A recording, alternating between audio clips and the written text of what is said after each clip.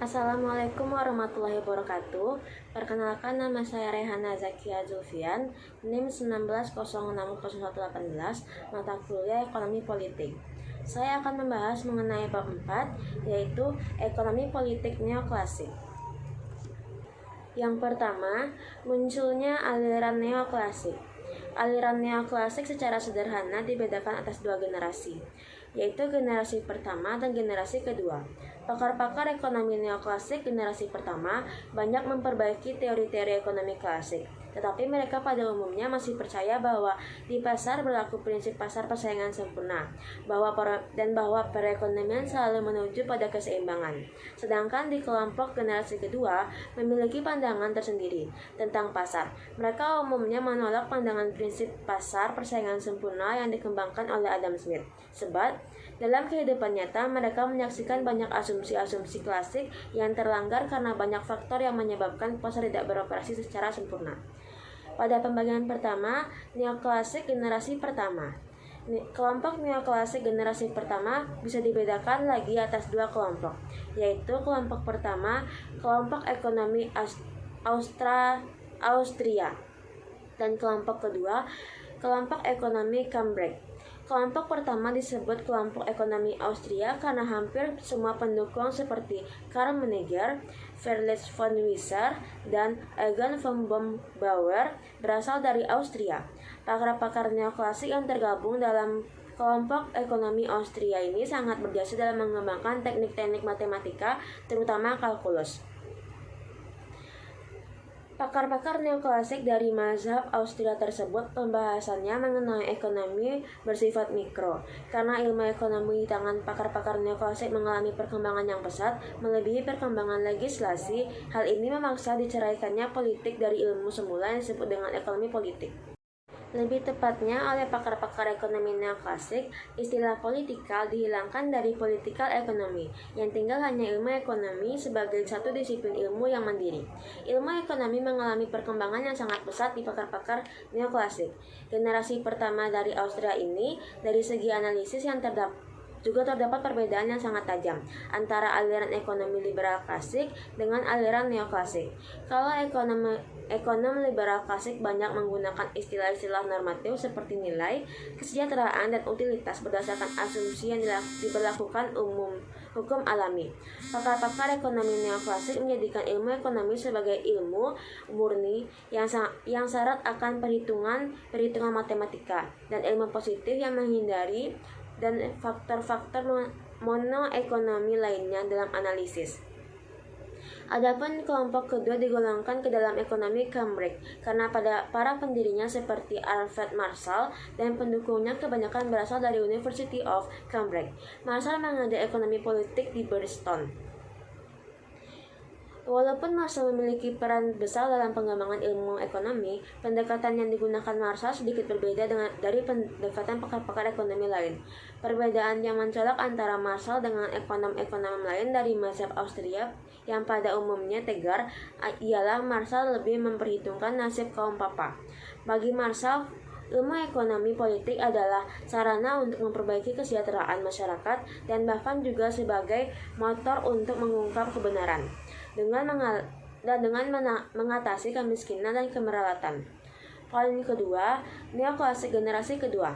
Pada tahun 30-an muncul pakar ekonomi neoklasik generasi kedua, di antaranya Brio Safra, John Violet Robinson, dan Edward Chamberlain.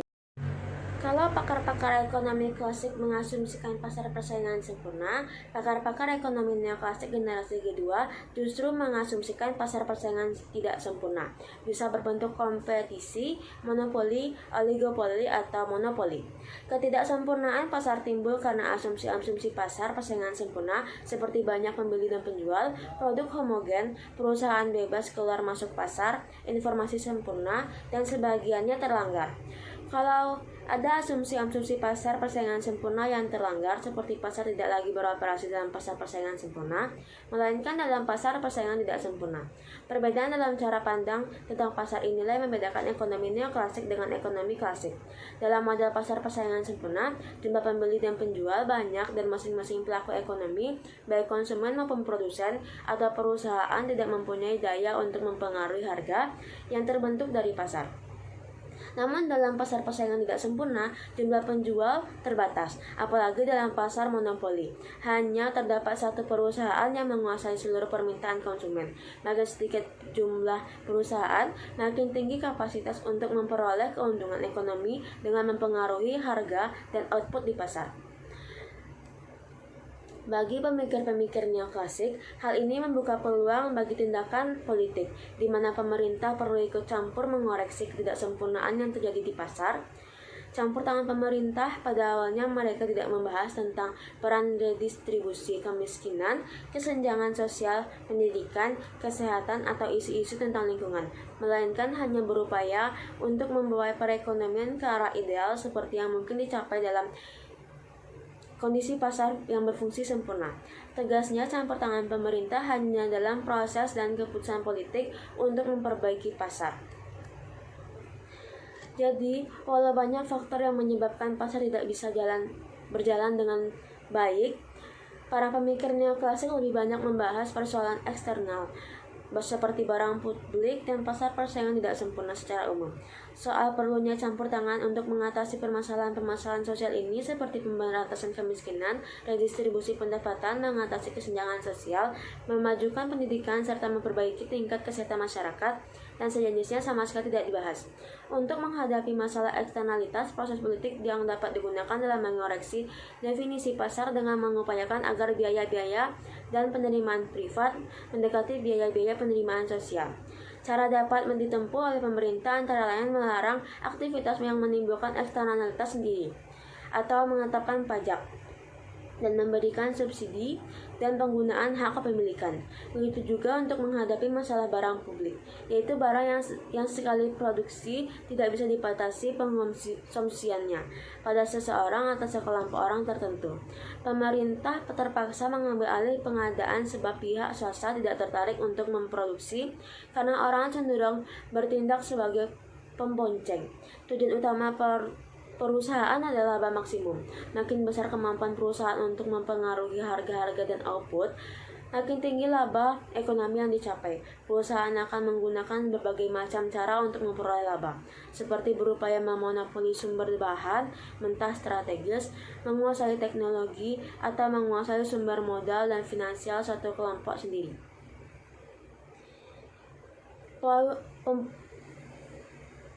Perbaruan rente oleh pengusaha dan pengusaha.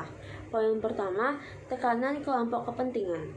Tentang peregulasi, selama ini kita menganggap bahwa pemerintah meregulasi suatu industri untuk menjamin bahwa sistem ekonomi beroperasi sesuai dengan kepentingan publik atau untuk mengatasi kegagalan pasar atas kemauan sendiri. Sesungguhnya kebanyakan regulasi justru dilakukan atas desakan kelompok-kelompok penekan. Bahwa regulasi sering timbul atas desakan kelompok kepentingan tertentu sesuai dengan Economic Theory of Regulation. Lama-kelamaan berbagai kelompok kepentingan memiliki kekuatan makin berhasil memaksa kehendak mereka dengan bermain kong-kali-kong dengan penguasa dan pengambil keputusan.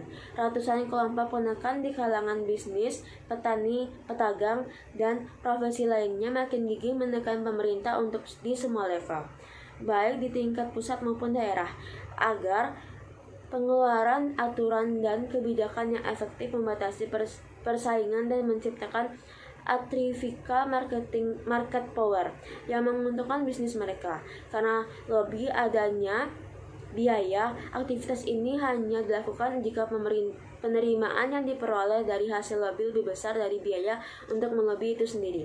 Praktik kong-kali-kong antara pengusaha dan penguasa agar pengeluaran berbagai kebijakan yang menguntungkan kelompok-kelompok tertentu ini sangat subur dipraktikkan di tanah air, yang terutama pada tahun terakhir pemerintahan rezim Soeharto. Banyak kebijakan yang dijustifikasi demi kepentingan nasional, ternyata hanya untuk menguntungkan kelompok tertentu. Dari urian di atas terlihat bahwa perilaku pengusaha dalam pasar persaingan sempurna berbeda dengan perilaku pengusaha dalam pasar persaingan tidak sempurna. Jika dalam model pasar persaingan sempurna hampir tidak ada ruang bagi aktor-aktor ekonomi untuk memupuk kekuasaan. Dalam model pasar persaingan tidak sempurna, neoklasik, ruang untuk memupuk kekuasaan itu terbuka lebar, terutama dalam pasar monopoli.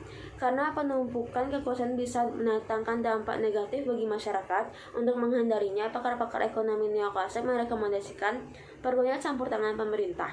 Sebab, untuk kekuasaan yang dimiliki perusahaan ini tidak diawasi, bisa digunakan untuk mempengaruhi parameter-parameter ekonomi seperti level output dan harga demi memperoleh laba maksimum. Poin kedua, makin luasnya campur tangan pemerintah. Pada tahun 30-an, perekonomian Amerika Serikat dilanda depresi besar-besaran. Menurut Keynes, depresi terjadi karena pemerintahan agregat jauh lebih kecil dibanding dengan penawaran agregat, yang menyebabkan perekonomian berada di posisi keseimbangan pemanfaatan sumber daya yang rendah. Hasil pengamatan mereka memaksa Keynes mengkritik sistem self-generation. Ekonomi pasar dianut kaum klasik dan neoklasik. Dalam menghadapi keseimbangan yang rendah tersebut, Keynes mengajukan berbagai macam cara untuk meningkatkan permintaan agregat. Salah satu cara yang dinilai paling ampuh adalah lewat kebijakan fiskal yang lebih ekspansif. Di pasar uang, Keynes menganggap perlu diperhatikan bahwa faktor ekspektasi selain tingkat suku bunga. Di pasar tenaga kerja, pemerintah perlu menetapkan kebijakan upah minimum.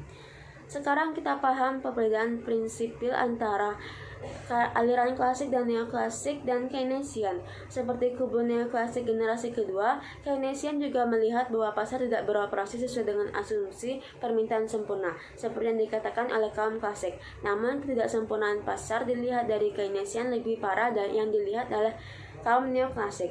Kritik dari kubu Keynesian terhadap sistem ekonomi pasar persaingan sempurna membuat dipertanyakannya peranan otoritas publik. Sejak Keynes, campur tangan pemerintah tidak terbatas untuk mengatasi kegagalan pasar.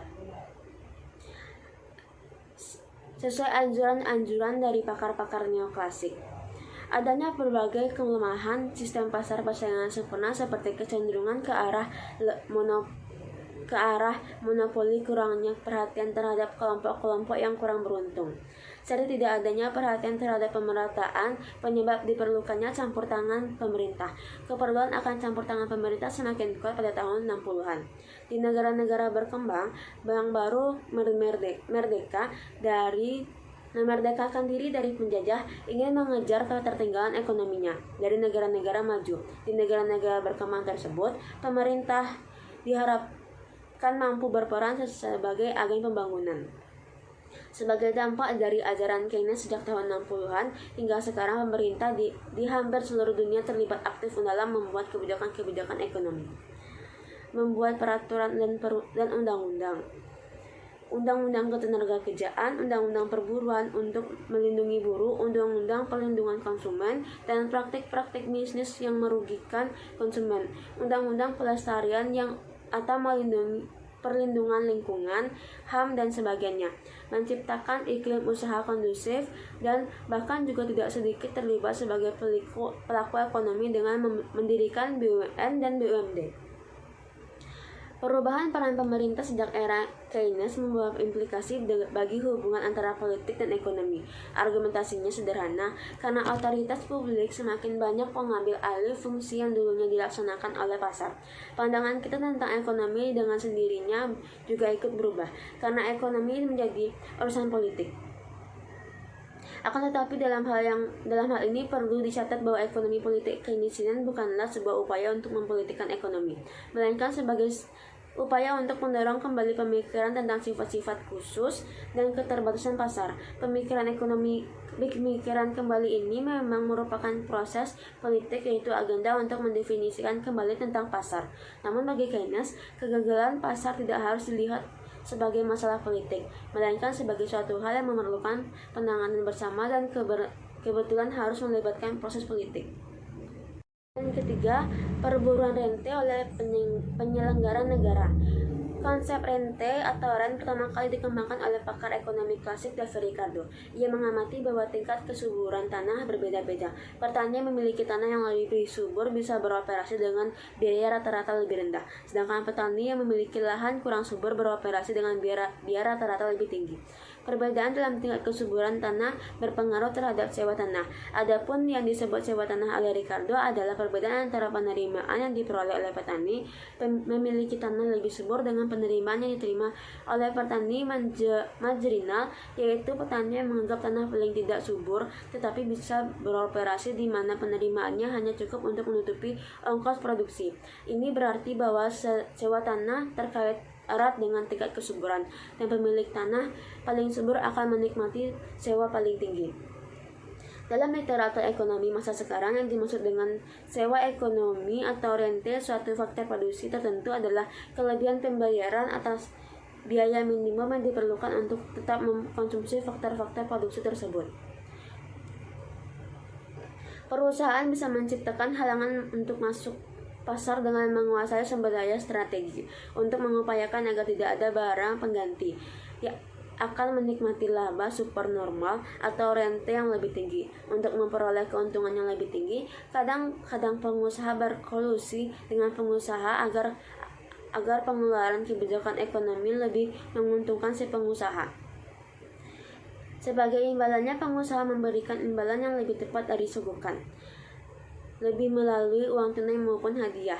Dalam kajian ekonomi politik, laba yang diterima penguasa melalui kekuasaan yang dimilikinya dan digunakan untuk mengejar kepentingan pribadi juga disebut rente. Adapun perilaku aparat dan penguasa yang mengharapkan imbalan yang tinggi atas kebijakan yang dikeluarkannya disebut dengan kalap rente.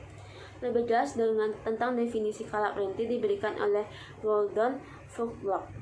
Pada tahun 70-an, kebanyakan negara-negara berkembang dijumpai di gejala umum di mana semua orang berbicara demi bangsa, tetapi yang sebetulnya diburu adalah keuntungan pribadi atau kepentingan kelompok. Bahkan tidak jarang kesejahteraan bersama dipereteli untuk menghasilkan kesejahteraan pribadi. Orang-orang mempunyai otoritas paling rentan disogok adalah pejabat, bukannya melayani tetapi sebaliknya justru meminta dilayani. Waktu ia menjalankan tugas, ia tidak diberi rangsangan dalam bentuk hadiah atau lebih tepatnya disogok. Ia bisa memblokir keputusan yang efisien. Di Indonesia, perilaku kalap rente berlangsung sangat lama dan mendarah daging, menurut Rachibini. Bukti konkret dari perilaku kalap rente ditandai dengan dua ciri. Yang pertama, maraknya pertumbuhan perusahaan-perusahaan bermodal dengkul, tetapi mengejarkan bidang pekerjaan yang spekulatif dalam skala besar. Yang kedua, dalam skala nasional, utang luar negeri swasta mulanya kecil tiba-tiba membengkak sangat besar sejak tahun 90-an. Dan kemudian bahkan melebihi utang luar negeri pemerintah. Ini berarti sebagian besar krisis yang diakibatkan oleh krisis perilaku para aktor di negara kita. Selama ini kita menganggap bahwa pemerintah di berbagai level dipimpin oleh seseorang aristokrasi intelektual yang memiliki nilai yang tinggi dan mulia, tidak lagi memikirkan kepentingan diri sendiri yang bertaraf rendah, seperti mencari kekayaan. Anggapan ini agaknya terlalu tinggi. Dalam masyarakat, tingkat pendidikan dan kesejahteraan masih rendah. Seperti di Indonesia, intelektual aristokrat yang diidam-idamkan seperti Hatta atau Nasir semakin jarang tampil ke permukaan. Para aktor negara di negara-negara berkembang sejak tahun 1970-an, tidak terkecuali Indonesia, lebih banyak hanya memikirkan kepentingan pribadi. Kelompok atau partai di balik berbagai kebijaksanaan ekonomi dan politik yang diambil, tanpa memperhatikan dampaknya terhadap kesejahteraan masyarakat dan keuangan negara. Kalau diperhatikan, keuntungan yang diperoleh penguasa atas kebijakan yang menguntungkan pengusaha jauh lebih kecil dibandingkan kerugian yang diterima oleh masyarakat. Dengan demikian, perilaku kalap rente tidak hanya menimbulkan distorsi, tetapi juga menciptakan inefisiensi. Pemerintah mula-mula diharapkan pada berperan memperbaiki kegagalan pasar, akan tetapi waktu para agen pemerintah terlibat dalam berbagai urusan. Yang terjadi justru government culture, di mana campur tangan pemerintah justru menimbulkan kerugian karena menciptakan inefisiensi dan menghancurkan insentif bagi pelaku-pelaku ekonomi. Gejala sebagaimana dijelaskan di atas merupakan hal yang baru di tahun 70-an.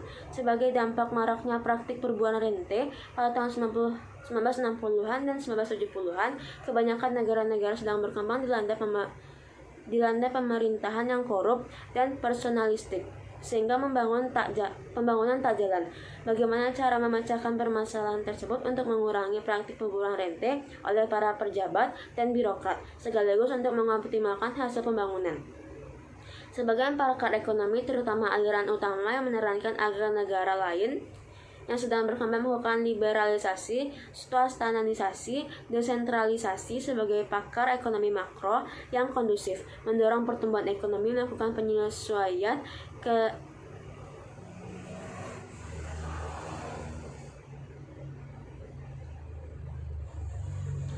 kebijaksanaan sektoral, menciptakan inefisiensi, kepekaan terhadap pasar, serta yang lebih penting sebagai